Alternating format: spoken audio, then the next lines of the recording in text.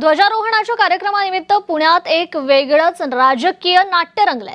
माजी उपसभापती नीलम गोऱ्हे यांनी नाराजी व्यक्त केली आहे। लोकप्रतिनिधींची आसन व्यवस्था एका कोपऱ्यात केली असल्याची खंत त्यांनी व्यक्त केली आहे, तर अधिकाऱ्यांची आसन व्यवस्था पुढे मुख्य ठिकाणी केली असल्याचं त्यांनी जाहीरपणे बोलून दाखवलंय। याची तक्रार आम्ही मुख्यमंत्री देवेंद्र फडणवीस आणि महसूल मंत्री चंद्रशेखर बावनकुळेंकडे करणार असल्याचंही त्यांनी सांगितलेलं आहे।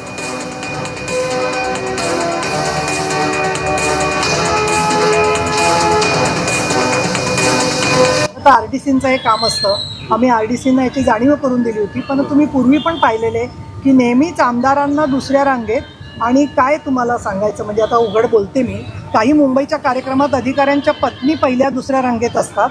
त्यांचाही फार मोठा सन्मान आहे, आम्ही मान्य करतो, त्यातल्या अनेक जणी कर्तृत्ववान आहेत आणि लोकप्रतिनिधी मात्र मागे कोपऱ्यात साधारणपणे मुख्यमंत्री किंवा राज्यपालांची दृष्टी पडणार नाही अशा ठिकाणी त्यांना बसवलेलं असतं। त्यामुळे हा सगळाच प्रोटोकॉलचा विषय हा मी माननीय मुख्यमंत्र्यांच्याकडे आणि महसूल मंत्री आणि आमचे उपमुख्यमंत्री एकनाथ शिंदे यांच्याकडे मांडणार। तर याचाच आढावा घेतलाय आमचे प्रतिनिधी आदित्य भवार यांनी।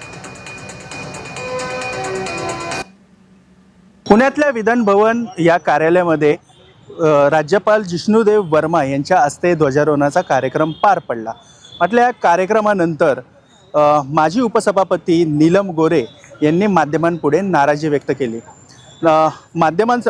लोकप्रतिनिधींसाठी केलेली आसन व्यवस्था ही सन्मानजनक नसून ती एका कोपऱ्यात करण्यात आलेली आहे अशी देखील त्यांनी खंत व्यक्त केलेली आहे। आपण पाहू शकतो की या ठिकाणी ही सगळी आसन व्यवस्था आहे।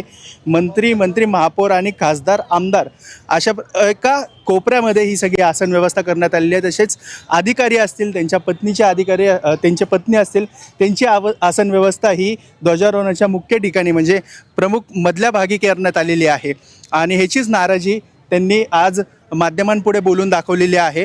ह्याची तक्रार महसूल मंत्री चंद्रशेखर बावनकुळे तसेच मुख्यमंत्री देवेंद्र फडणवीस यांच्याकडे करणार असल्याचं त्यांनी सांगितलेलं आहे। त्यासोबतच दिवंगत नेते अजित पवार गेल्या असल्याची उणीव त्यांनी आज या कार्यक्रमात बोलून दाखवलेली आहे। अजित पवार होते तेव्हा अधिकाऱ्यांवरती एक वचक होता, मात्र आता तो वचक राहिलेला नसल्याचं त्यांनी बोलून दाखवलेलं आहे। मुंबईत तर अधिकाऱ्यांसोबत त्यांच्या पत्नी पहिल्या रांगेत बसत असल्याचा देखील त्यांनी आरोप केलेला आहे। मात्र या ध्वजारोहणाच्या कार्यक्रमामध्ये एक नाराजी नाट्य रंगल्याचं आपल्याला चित्र पाहायला मिळालेलं आहे आणि हे नाराजी नाट्याचं रंग राजकीय स्वरूप घेते का हे देखील पाहणं महत्त्वाचं असणार आहे। कॅमेरा पर्सन दीप मिश्रासह मी आदित्य भवार, जय महाराष्ट्र।